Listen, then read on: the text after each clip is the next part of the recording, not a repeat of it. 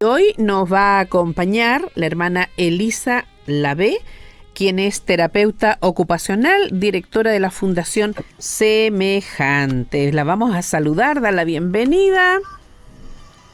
¿Está por aquí? Sí. Hola, buen día. Hola, mi hermana, muy buen día, muy bienvenida. Muchas gracias. Nosotros por aquí y el pastor Boris está en Puerto Varas. Hola, qué Hola, lejos. hermana Elisa, qué lindo poder tenerle con nosotros. Es un privilegio y creemos que va a ser de mucho interés, de mucho crecimiento. Creemos que es importante tener un entendimiento más claro acerca de esta temática, que siempre nos viene bien. Lo comentábamos hace un momento atrás, que de repente lo vemos lejano, porque no tenemos una realidad cercana. Pero para otros eso es la vivencia diaria, por lo tanto es muy bueno que podamos tener conocimiento cabal. Gracias. Sí. Bueno, agradecida de la invitación. Realmente es una muy buena oportunidad de poder compartir esta necesidad tan presente como dice Pastor El Boris, pastor Boris, sí. eh, y que de pronto no la vemos hasta que nos llega más cerca o nos corresponde a nosotros vivirla, y entonces a veces el enfrentar esta realidad es un poco difícil. Querida hermana, así es. Vamos a tener un ciclo de 4 programas con usted para conocer muy bien acerca de lo que es la discapacidad y todo lo que eso conlleva. Así es que hoy precisamente vamos a conocer, a saber de lo que es el concepto de discapacidad, una breve historia y también, bueno, la clasificación de esto, ¿no? Así que cuéntenos nomás. Bueno, por favor, me interrumpen si yo hablo demasiado, porque a veces uno se entusiasma y habla mucho. Sí, lo Y ya se sabemos. llama. A todos nos pasa, no se preocupe. Sí, hermana Elisa, la verdad que este es un tema que de repente escuchamos y no lo conocemos muy bien algunos, y por lo tanto o en algún momento lo escuchamos y después como que se olvida. Por lo tanto, cuando hablamos de discapacidad, ¿a qué nos referimos a Eso. aquello?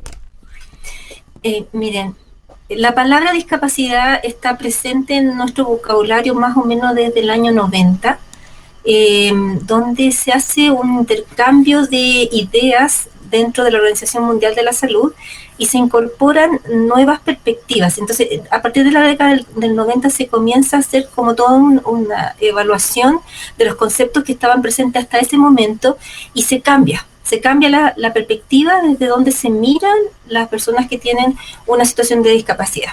Hasta ese momento, las palabras que se usaban y que todavía están presentes, pero que es un vocabulario, por decirlo de alguna manera, incorrecto, es, por ejemplo, la palabra invalidez, la palabra minusvalía, que si uno la busca su etimología, ¿Mm? invalidez es no válido y minusvalía es menos válido.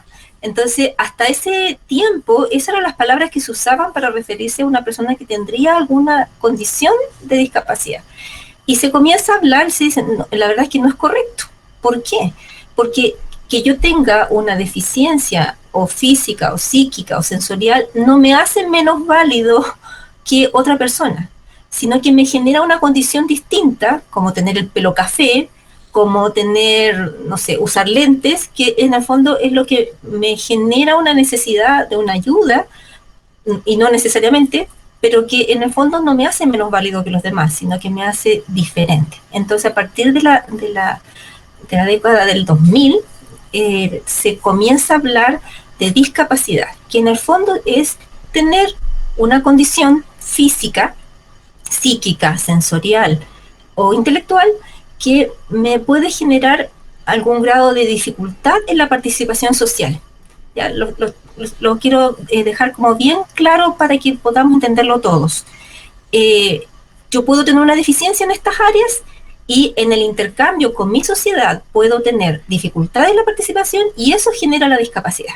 Ahora es Un muy ejemplo. interesante eso, hermana Elisa, porque el tema en el fondo, va de la mano con la dignidad humana, ¿no?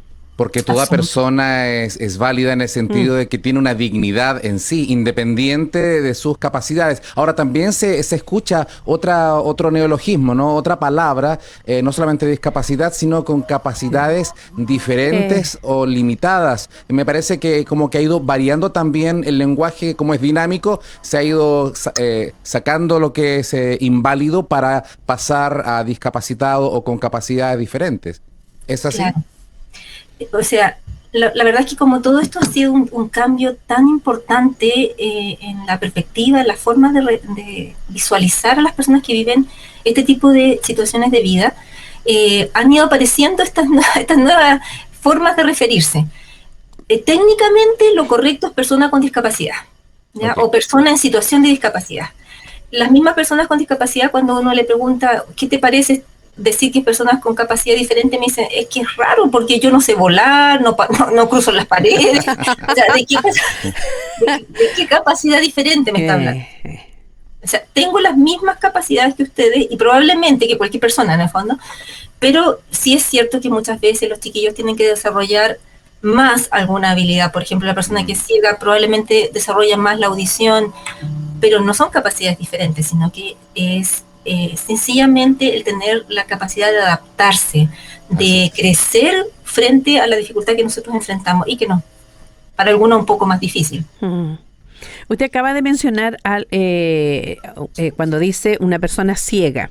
De pronto tiene que ver también en que, porque claro, uno se complica, ¿cómo le digo? Por ejemplo, el estar con personas que son ciegas, dicen, díganme, yo soy ciego, yo soy ciega, no soy no vidente.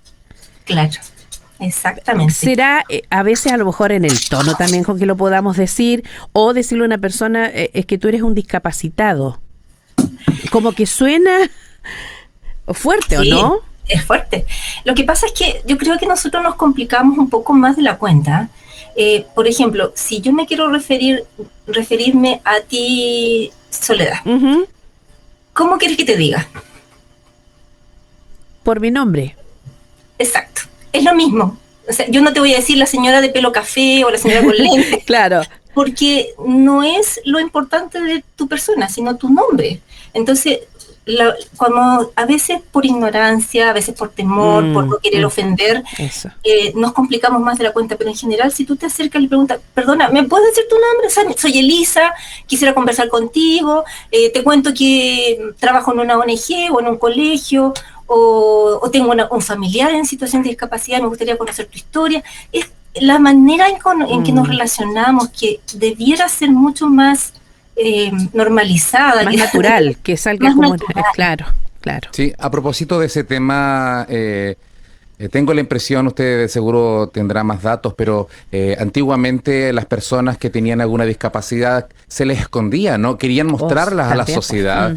Por lo tanto, no solamente era una discapacidad física, sino que también emocionalmente se empezaban a sentir y me imagino que emocional, psicológicamente, también había una discapacidad, pero no porque la traían del origen, sino porque se les fue creando por estas depresiones, por estas angustias, por tratar de esconder a aquellas personas. Por lo tanto, aquello yo creo que hemos ido avanzando como sociedad, pero me imagino que todavía el poder guiar, apoyar a las personas con discapacidad también pasa por un tema psicológico emocional.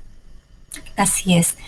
Qué bueno que toca ese tema, Pastor Boris, porque si uno revisa la historia, que es un poco lo que quisiera que reconocemos hoy día, los registros más antiguos que tenemos de personas en situación de discapacidad son tan antiguos como, por ejemplo, en Egipto, donde se hacían trepanaciones en el cerebro para buscar soluciones.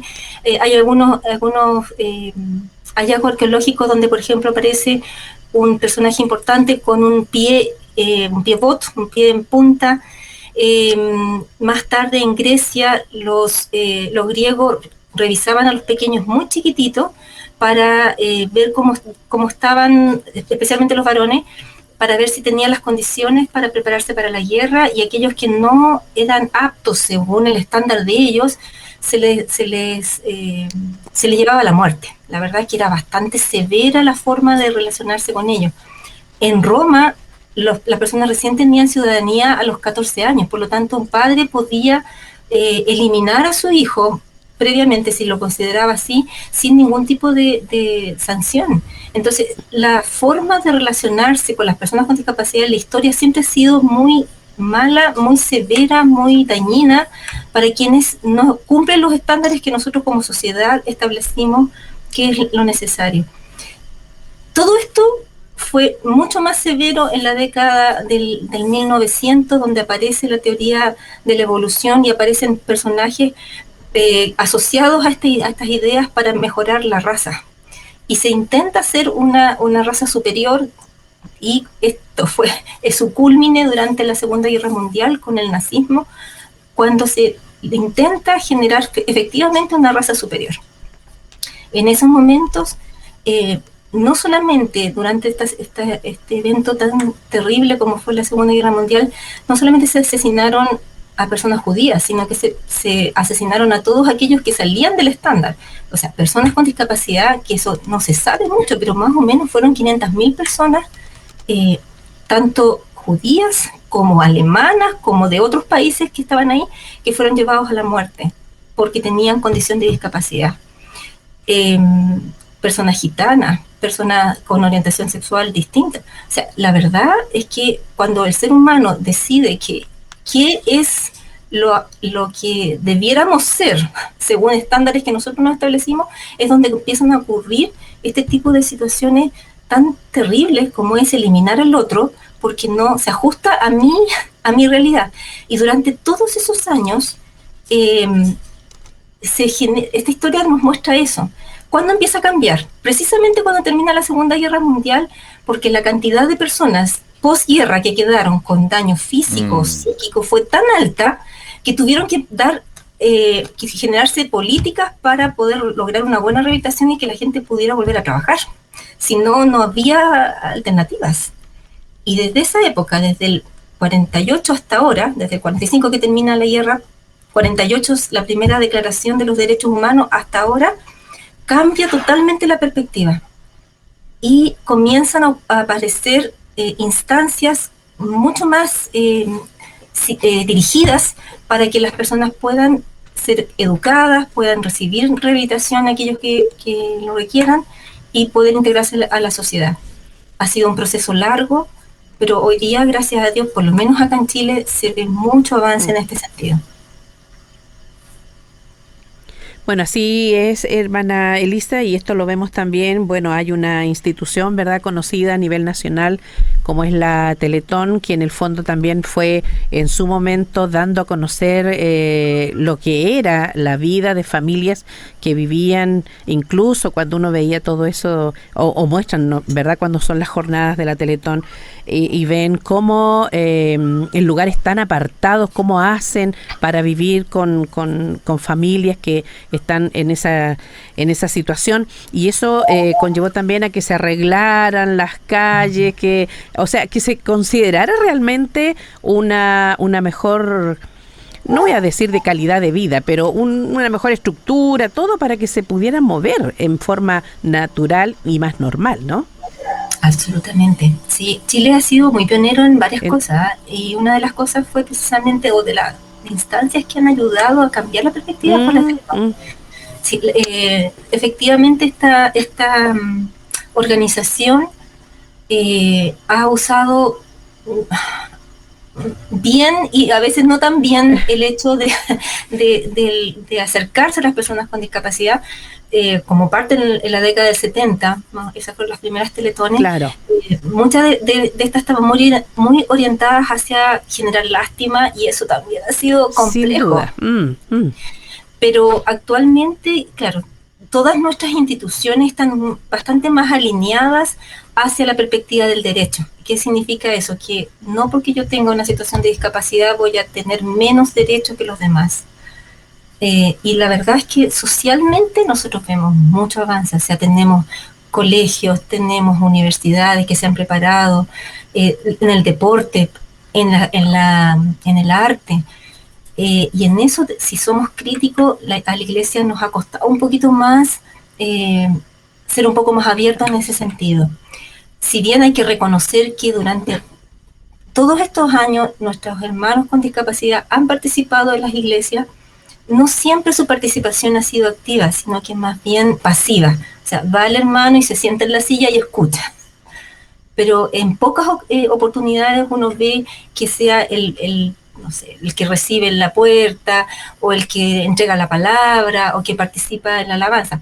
Se ve cada vez más, la verdad es que hay que ser honestos, cada vez vemos más ese tipo de posibilidades, pero todavía vemos algunas actitudes que no son positivas y que no ayudan mucho, que no ayudan a mirar, como por ejemplo el decirle a alguien, sabe que usted está enfermo porque algo hizo, o le falta suficiente fe, por eso que el Señor no lo sana. Entonces, uy, qué terrible aquello, ¿no? Ahora, por otra parte, esa mirada, ¿no es cierto?, condenatoria que esperamos, es simplemente por una ignorancia de conocer realmente lo que dice las Escrituras, ¿no? De hecho, Jesús es tan claro al respecto cuando le preguntan por qué esa persona tiene esa discapacidad, si fue por el pecado de sus padres o de él. La verdad que el Señor es muy claro al respecto. Ahora, inclusive en las instalaciones de nuestros templos, tengo la impresión que muchos de nuestros templos, aun cuando hoy día no los estamos usando por el tema contingente, pero posiblemente muchos templos no tengan baños pensando en ellos, entradas para el acceso cómodo con silla de rueda, es decir, aun cuando quizás el corazón misericordioso puede que esté, pero no se refleja en instalaciones que se piensen en ellos. Así es.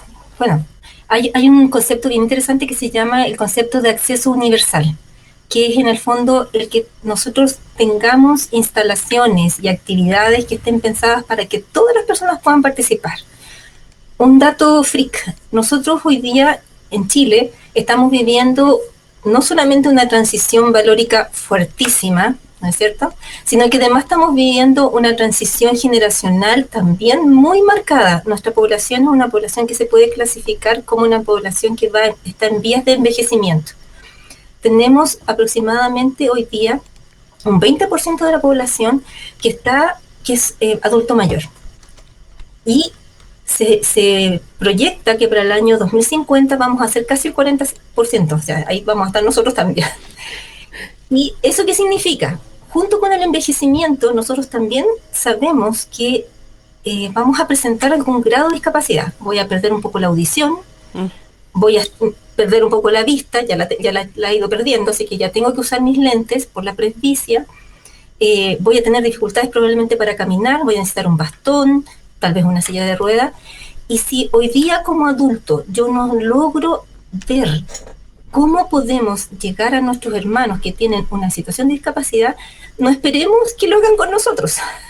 ¿Por qué? Porque nosotros recibimos lo que damos, y esa es una ley suprema, ¿no es cierto? Entonces, si tenemos la posibilidad hoy día de cambiar nuestras perspectivas, el Estado ha hecho harto.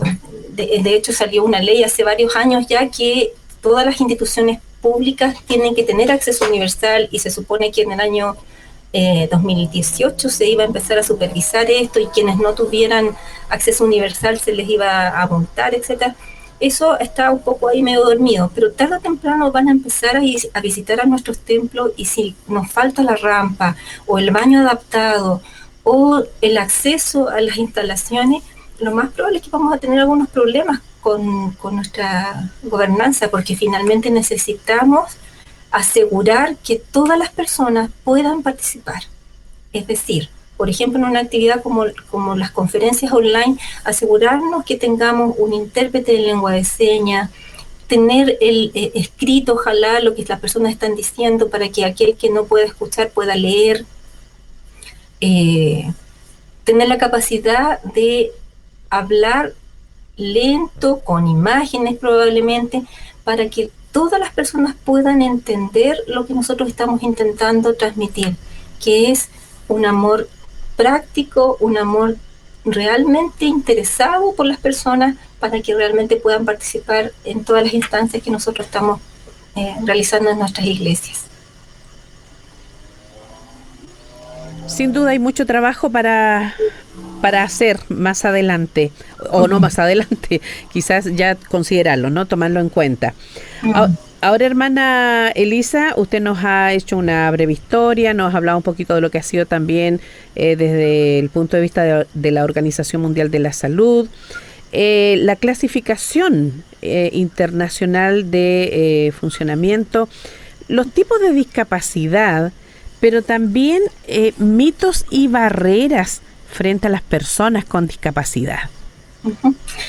Bueno, todos estos temas que les planteaba que pudiéramos conversar son totalmente relacionados con esta vivencia. La Clasificación Internacional de Funcionamiento, que se conoce como CIF. CIF, ¿ya? Sí, ¿ya? Esta clasificación es la que hoy día está normando las políticas de Estado para generar o asegurar más bien que las personas con discapacidad tengan acceso a la salud y a la rehabilitación, ¿ya? O sea, ya no medimos a la gente por lo que no puede hacer, sino por lo que sí puede hacer. Y hace un rato les quería poner un ejemplo. Ustedes conocen a Andrea Bocelli, ¿no es cierto? Este cantante lírico que canta maravilloso y que tiene una condición de discapacidad de ceguera. Sí. ¿Él tendrá discapacidad? Es un ejemplo para todos, no para algunos, sino para todos. Él tiene una deficiencia, que es una ceguera. Ajá. ¿No? Pero, ¿es discapacitado? Buena pregunta. ¿Cuántos idiomas habla? Más que muchos, pienso yo. ¿Cuántos países ha visitado? ¿Cuánto trabajo tiene y genera recursos y ayuda a otros? O sea, su entorno se ha preparado para que esta persona desarrolle su potencial al máximo, incluso teniendo una ceguera. Nick Vujicic. Él no tiene brazos ni piernas, pero él ha visitado más países que todos nosotros y probablemente le ha hablado más gente que todos nosotros juntos. Entonces, la discapacidad tiene mucho que ver con el contexto, con el ambiente, cómo mi ambiente me favorece la participación o me la obstaculiza. Y a eso iba con el tema de las barreras. ¿Ya? Las barreras pueden ser físicas, o sea, puede faltarme la rampa, puede faltarme el baño, pero hay un tipo de barrera, y esa barrera es relativamente fácil de solucionar. La identifico, la construyo la rampa, construyo el baño y se soluciona. Pero hay otro tipo de barreras que son un poquito más complejas, como son las barreras actitudinales. Aquella persona que va y me dice, Elisa, esta enfermedad que tú tienes es porque no has ido al médico o no te has cuidado. O ¿será cierto que tú estás haciendo tu tratamiento bien? O, como les decía hace un rato, probablemente tú no estás orando bien. Ajá. Hay algo que tú no has confesado. Entonces, por eso que no te sana el Señor. A veces ese tipo de actitudes son barreras, porque cuando yo no me siento aceptado y amado, obviamente no voy a ir a ese lugar. Y eso es colegio, es universidad, es locomoción pública, es iglesia. O sea, es donde yo vaya, el sentir que yo me puedo subir a la micro porque la micro tiene la rampa, o puedo usar el metro porque el metro tiene el espacio suficiente para que yo pueda acceder con mi silla de rueda o con mi bastón. El que respeten las personas, que la verdad es que uno lo ve bastante en la calle. O sea, si alguien viene con un bastón, generalmente las personas le dan el asiento. O sea, en ese sentido uno ve ese respeto. En nuestras iglesias tenemos que hablar de estos temas, tenemos que conversar, y lo mismo que conversamos en principio, o hablamos en el principio, ¿cómo me refiero? ¿Le digo o no le digo? ¿A quién le digo? ¿Qué no le digo? Etcétera. O sea, esas cosas hay que hablarlas. Sí, ahora me imagino que para personas que han nacido con ceguera y se han adaptado desde pequeños, no es lo mismo que alguien que a mitad de su vida, en cualquier etapa, queda ciego, digamos.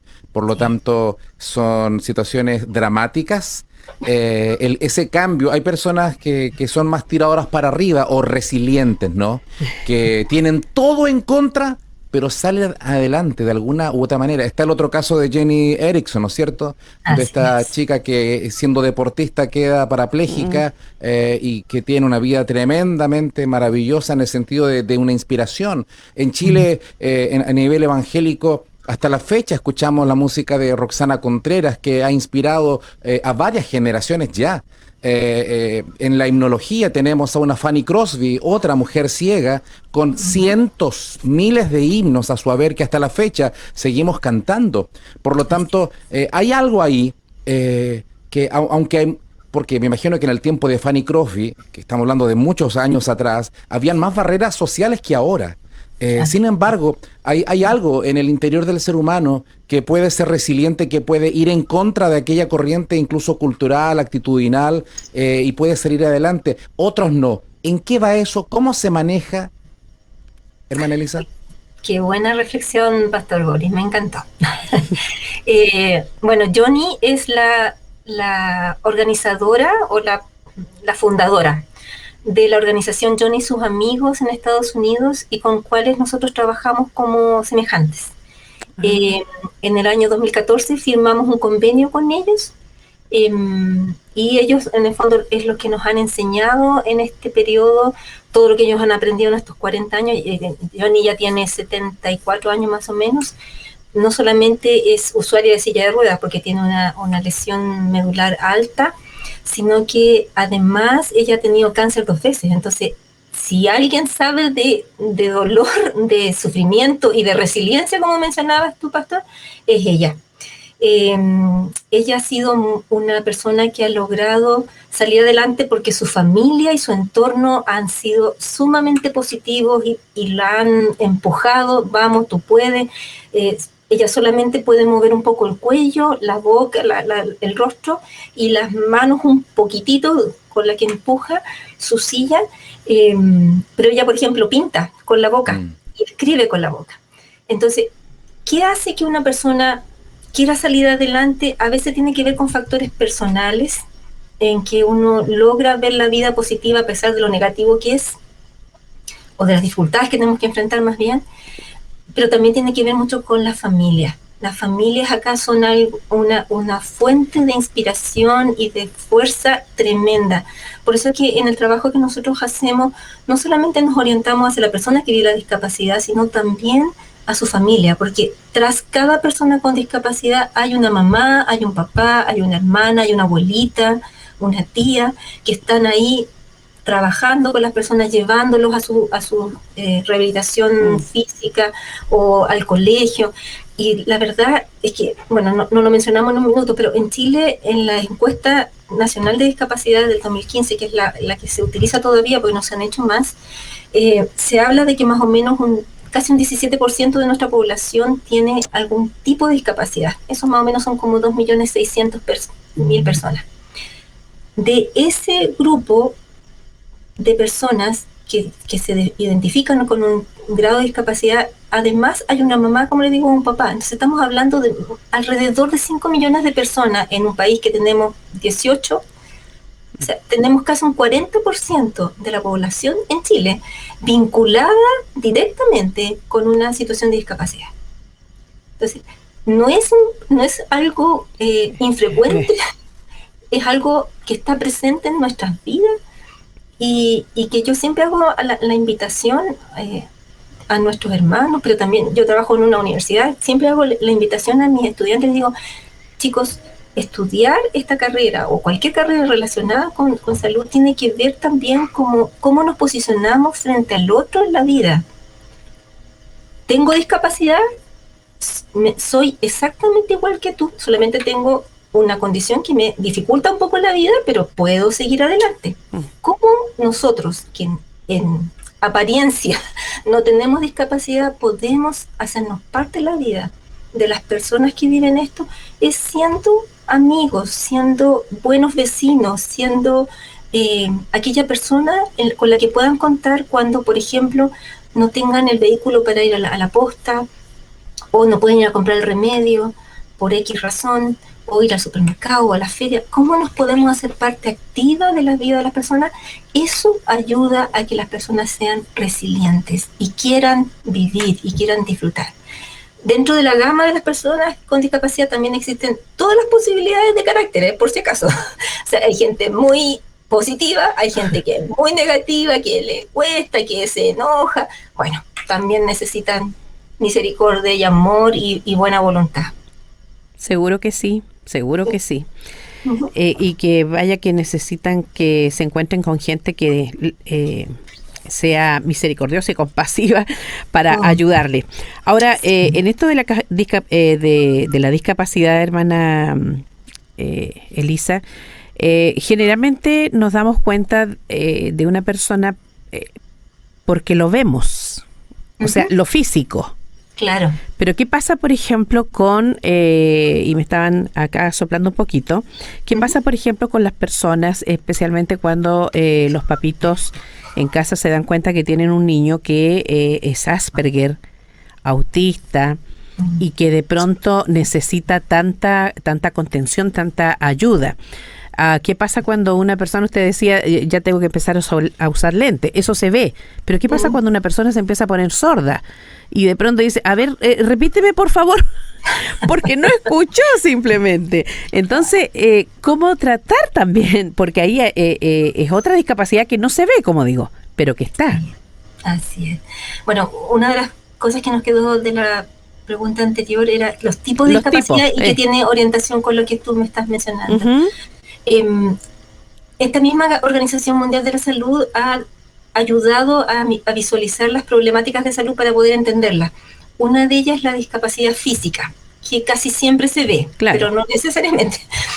Dentro de lo físico están las patologías, las personas que viven patologías traumáticas, como una amputación, como una fractura que haya dejado cierta restricción en la movilidad de los brazos, de las piernas, una lesión medular que ya es del área de la neurología, donde yo me lesiono la columna, que como tengo una columna larga puede tener distintos niveles y eso también va a tener distintos compromisos.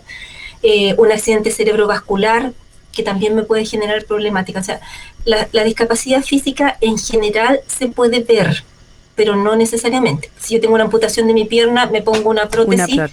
y me pongo el pantalón, nunca supiera.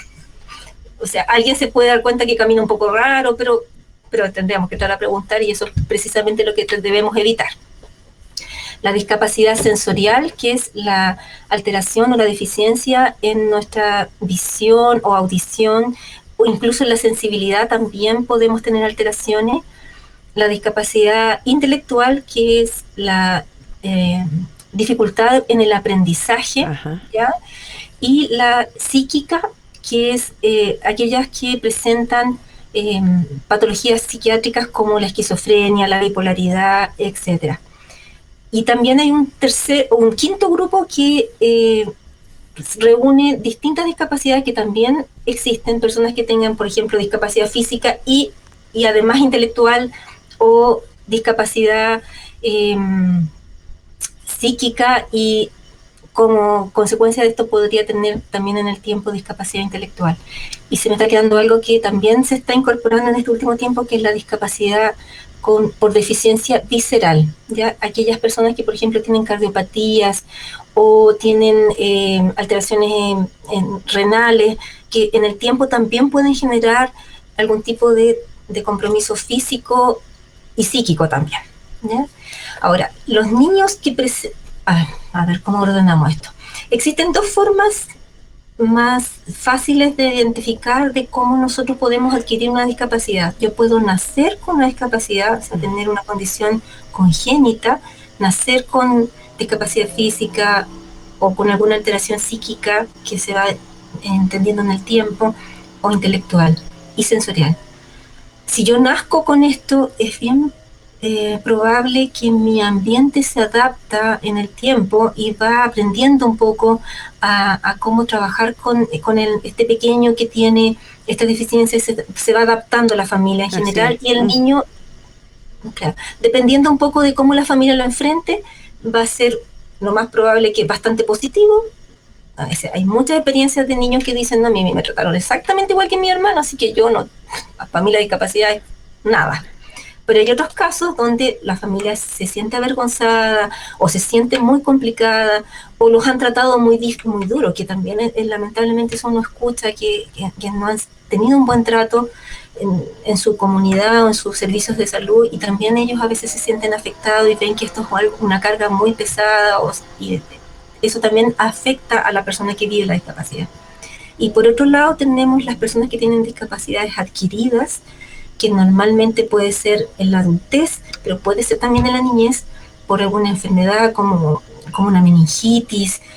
Acá en Chile ya casi no tenemos polio, pero últimamente estamos viendo de nuevo algunas personas que están presentando estas patologías, sobre todo personas que vienen de otros países que lamentablemente no tienen a veces sus vacunas al día, pueden presentar estas patologías. Y siendo adulto, el trauma es la tercera causa de muerte en el mundo, pero aquellos que no mueren lamentablemente quedan con algún daño físico. Entonces, estas dos maneras de visualizar, por supuesto que nos ayudan también a entender, por ejemplo, si una familia recibe un niño que tiene una discapacidad o una persona adulta tiene una enfermedad o un trauma que le genera discapacidad, pasan por un proceso que es un proceso de duelo. Y ese proceso de duelo es sumamente importante tenerlo presente, porque también nos ayuda a acercarnos de una manera adecuada a tratar de ayudar en lo que están viviendo. Si la persona está en el periodo de la ira o de la negación, probablemente nosotros lo único que vamos a hacer es ir a escuchar, ir a dejar un platito de comida rico, ir a ayudar a hacer aseo, etcétera, pero no vamos a entrar a preguntar nada, porque lo más probable es que la persona va a estar con todas sus molestias. Claro. Y por eso es que es tan importante tenerlo claro. Cuando una familia recibe el diagnóstico de que su niño tiene características del espectro Asperger, es sumamente difícil, porque primero no se sabe bien qué es, hay poca información, hay poca claridad en relación a los tratamientos también.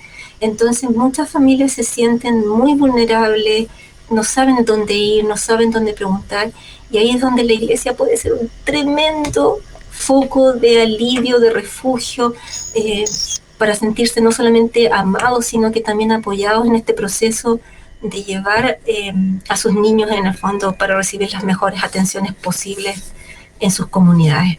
Que se sientan, claro, la familia acogida, pues. Sí. Debiera ser. Sí, la verdad que creo que es muy importante todo lo que se ha tratado, y me gustaría que repasáramos algunos tips, creo que son valiosos respecto a, usted nos dijo que cuando nos dirigimos a cualquier persona, y a ellos también, ¿no es cierto?, por su nombre, más que andar, ¿cómo me refiero a él? Eso creo que, aunque es algo tan sencillo, pero creo que es tan importante entenderlo. ¿Qué otro tip respecto a tener este tino de preguntar o no preguntar? Usted me decía que hay momentos de duelo en que la persona está con toda la rabia y la ira, absolutamente entendible. Andar preguntando qué le pasó muchas veces no corresponde. O en otro, me imagino que hay otra etapa de la historia de la persona en que lo cuenta libremente, incluso cuenta parte de su testimonio tanto lo negativo como aquello que lo ha motivado a salir adelante. Si puede darnos algunas otras maneras en que de forma práctica podemos ser desafiados a ir cambiando nuestra actitud, nuestras palabras, nuestra mirada. Gracias.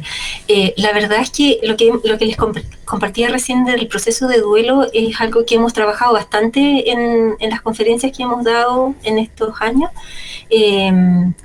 porque eso es algo que se describió hace muchos años. Una psiquiatra, la doctora Elizabeth Kluger,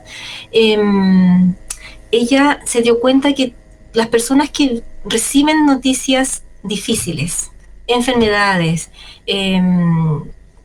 traumas, pérdidas, casi todas viven un ciclo que se llama este ciclo del duelo, ¿ya? O este proceso de duelo, que parte con la negación, en que se dice, no, a mí no me puede estar pasando esto es un sueño, me voy a despertar mañana y aquí no ha pasado nada.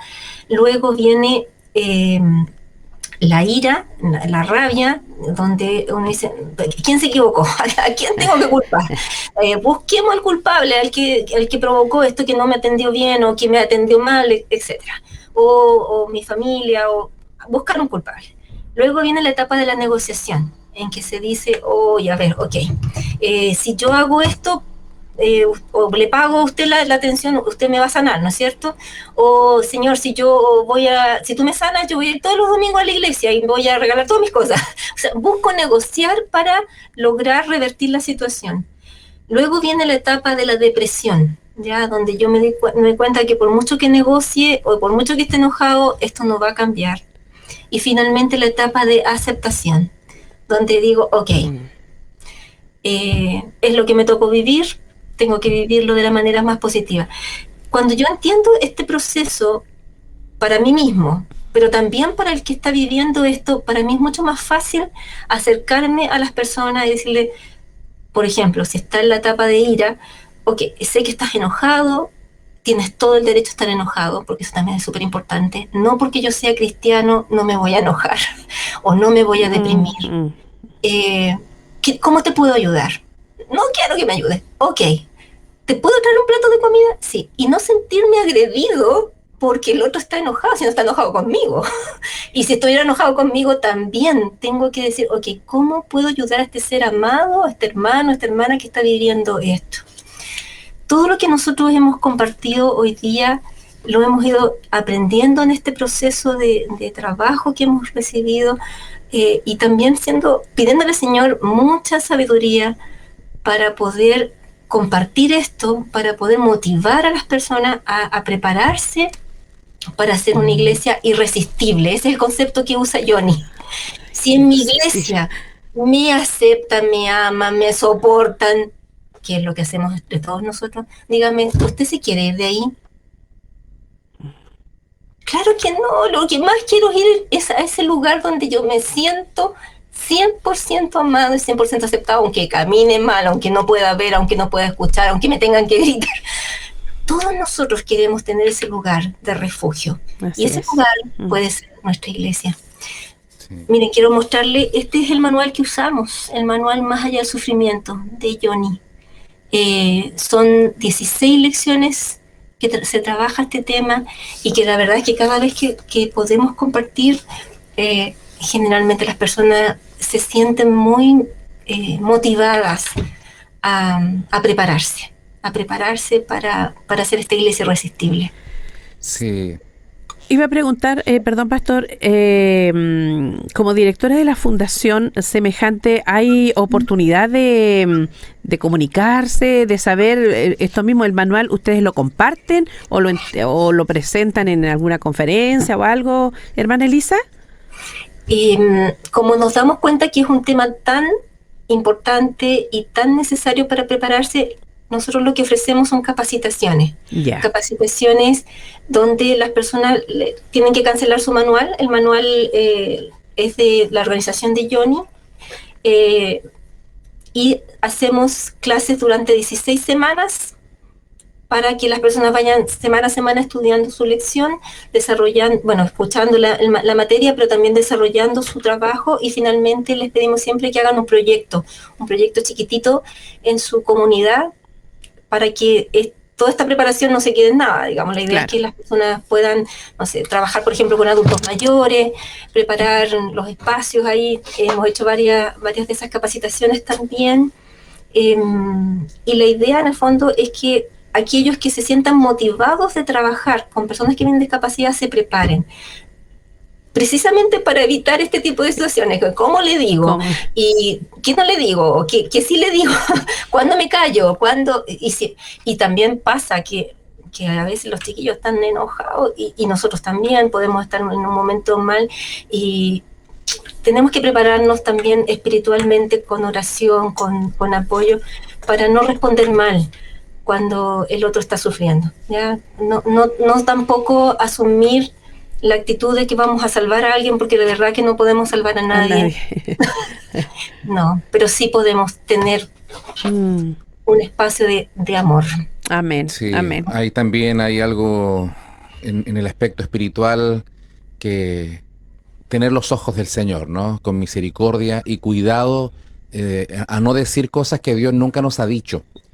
A declarar sanidades cuando el Señor nunca ha dicho que aquello. De repente es más el daño que lo que se puede lograr. Por lo tanto, si el Señor me dijera con toda confianza, pero cuando es solamente un ánimo humano, es mejor guardar silencio. Y un poco con lo que del concepto maravilloso que hablaba de esa iglesia irresistible, y me transportaba de inmediato a ese hombre David, al rey David, que con todos sus pecados, dice el libro de los Hechos que se le consideró un hombre conforme al corazón de Dios. Y uno de los momentos donde él manifestó ese corazón de Dios fue cuando llama a Mefiboset, que está discapacitado, que está no solamente discapacitado en lo físico, en sus piernas, sino que en su corazón. Él pensaba que lo iban a matar, vivía oculto, vivía con miedo, se sentía como un perro, dice la Escritura. Y él termina invitándole que se siente a su mesa, a la mesa del rey. Esto nos habla del corazón de Dios, pero también del corazón que la iglesia tiene que tener. Abrir esta mesa de este banquete de la palabra del evangelio verdadero a toda persona, sin distinción, donde también están las personas con discapacidad y que por supuesto son más que bienvenidos, y esperamos que nuestro corazón como iglesia cada día vaya en esa dirección. Amén. Así sea. Voy a leer algunos comentarios, hermana Elisa. Por ejemplo, Lorenita dice: se agradece tocar este tema de la discapacidad. Es un campo muy, muy amplio en familia, laboral, el sistema de salud, el entorno en sí a nivel de hermandad social. Soy discapacitada por enfermedad degenerativa y solo por misericordia Dios me sostiene. Por acá también dice, el tema de saber qué es el síndrome de Asperger se podría enseñar con más tiempo porque es como difícil de descubrir. Desde Talca, nuestra hermana Carmen, ¿ya? Me parece muy importante el tema que se está tratando. ¿Puedo escuchar de nuevo este espacio? Por supuesto que sí, porque queda completamente allí grabado. Por acá internamente, a ver, algo nos decían. ¿Cuáles son los datitos de contacto para comunicarse, hermana Elisa? ¿Nos puede entregar? Sí, hay un correo que es donde recibimos toda la información y podemos enviar también algunas informaciones. Es el www.semejantes@acym.cl. A ver, www.semejantes arroba a ¿ya? c de casa ¿ya? y m.cl. acim.cl. Ya. Ok. Vamos a seguir compartiendo con usted en los próximos programas, y es que ahí vamos a seguir ahondando en un poquito más, haciendo quizás un resumen nuevamente de lo compartido hoy, pero también de ir conociendo nuevas facetas acerca de lo que es la fundación, de cómo llevan a cabo la labor y tantas otras cosas más. Sí, me parece muy importante que podamos ahondar, por ejemplo, de estas situaciones que están viviendo muchas familias con sus niños con el espectro Asperger, el espectro autista, entre ellos el Asperger. Es muy importante que podamos conversar un poquito de eso para ayudar ahí un poco. Así es. Muchas gracias, hermana Elisa. Creemos que ha sido de gran utilidad, de edificación para nuestros auditores y para nosotros acá también. Estos conceptos creo que es importante manejarlos, tenerlos y sobre todo tener una mirada correcta al respecto. Así que muchas gracias y bueno, vamos a seguir compartiendo esta temática tan importante. Gracias. Gracias, hermana Elisa. Muy bendecida. Chao. Que estén bien. Chao. Chao. Gracias.